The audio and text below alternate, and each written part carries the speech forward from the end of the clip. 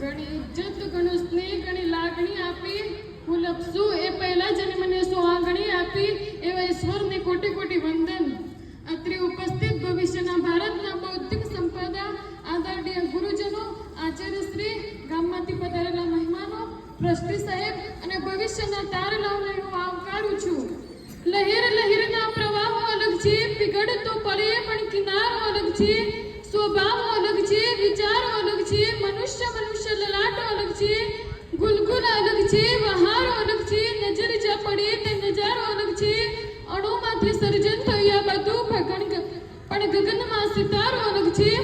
21મી સદી એ જ્ઞાનની સદી, 21મી સદી એ વિજ્ઞાનની સદી, પણ સાથે એવું નથી લાગતું કે 21મી સદીની જાગૃતતાની સદી પણ થવું જોઈએ. પ્રાચીન કાળમાં કેટલાય જ્ઞાતા રત્નોએ ઉજાગર આ ભારતનો ઇતિહાસ જો સુવર્ણ કાળ હોય તો આજે એવા તો કયા કારણો સર્જાયા કે આ ભારત સુવર્ણ કાળની વાત તો દૂર રહી પણ આજે આપણો ભારત વિકસિત દેશ પણ નથી રહ્યો. કદાચ આની શુદ્ધ સંસ્કૃતિને વિદેશના વાયરાઓને એવી તો શી નજર લાગી છે કે આપણી પ્રજા હજી પણ પશ્ચિમી સંસ્કૃતિથી આકર્ષિત થાય છે, એની રહેણી કહેણી, એના રિવાજોને ઉછેરવા માંગે છે. जो बहाया पसीना मैदान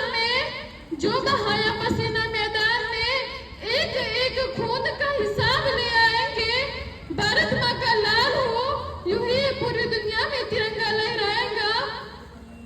પછી બસ દર વર્ષે આમ જ જ્યારે સ્વતંત્રતા દિવસ આવે ત્યારે આપણે બધા જ ગર્વથી કહીએ છીએ કે અમે આઝાદ છીએ.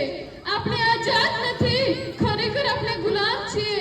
એ વિદેશી પ્રજા તો આવીને ચાલી ગઈ પણ એની સુવાસ હજુ પણ આપણી સંસ્કૃતિમાં ક્યાંક દેખાય છે.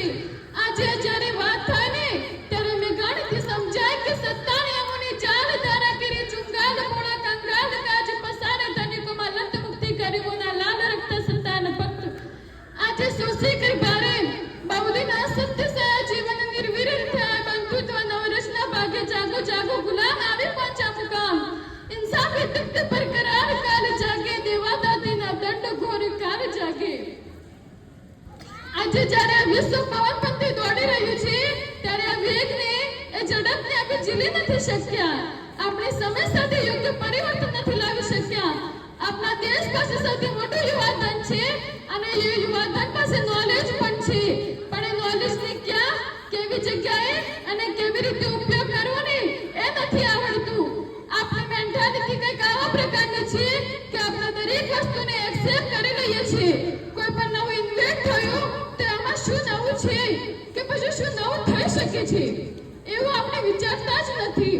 વિદેશી પ્રજાની વિચારસરણી કંઈક આવા પ્રકારની છે કે જો એ કરી શકે છે તો હું પણ કરી શકું છું, અને જો નથી જ કરી શકતો તો હું ચોક્કસ કરીશ.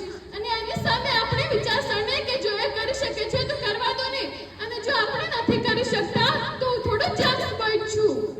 બસ આ જ વિચારસરણી ક્યારેક એ તો જુઓ, એ વિચારસરણીને કાંઈક નવું જોશો તો કાંઈક નવું દેખાશે, કાંઈક નવું વિચારશો તો કાંઈક નવું જોશો. કેમ કે કહેવત છે ને, આ તો નજરનો ખેલ છે અને નજરિયાની વાત છે. આ તો જિંદગી છે જે પલ પર માટેની રોશની પણ ચાંદનીની રાત છે. પણ જો જીવો તો ક્ષણ પણ વધી પડે પણ જીવવામાં એ ઘાત છે. કેમ કે આ તો નજરનો ખેલ છે અને નજરિયાની વાત છે. આ એ દિવસ કે જ્યારે જવાહરલાલ નહેરુ વડાપ્રધાન બનીને ભારત દેશનો ઝંડો લાલ કિલ્લામાં ફરકાવ્યો હતો. 15મી ઓગસ્ટને સ્વતંત્રતાની પર્વ ઉજવવામાં આવે છે. બ્રિટિશ શાસન સુધીની આપણે ગુલામી કરી અને ત્રાસ આપ્યો. આઝાદીનો સાચો મતલબ તો એ જાણે કે જ્યારે ગુલામી માહોલ હોય, લાઠીઓ ખાધી હોય. આપણે તો નસીબદાર છીએ કે આપણને સ્વતંત્ર ભારતના દેશમાં જન્મ્યા.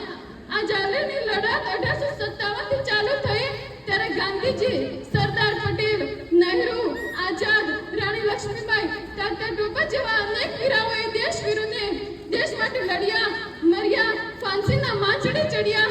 દેશ માટે જીવ આપી દેવો તેમની દેશભક્તિ હતી.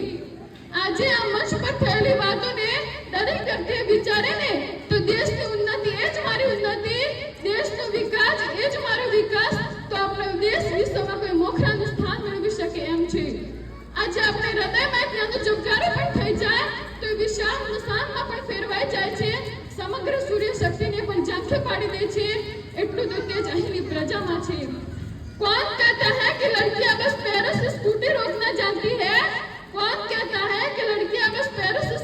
युग में जानती है। यही नहीं, भारत की बेटी है जनाब, जो हवा में दुश्मन को भी रोद ना जानती है। अस्तु, जय हिंद, जय भारत।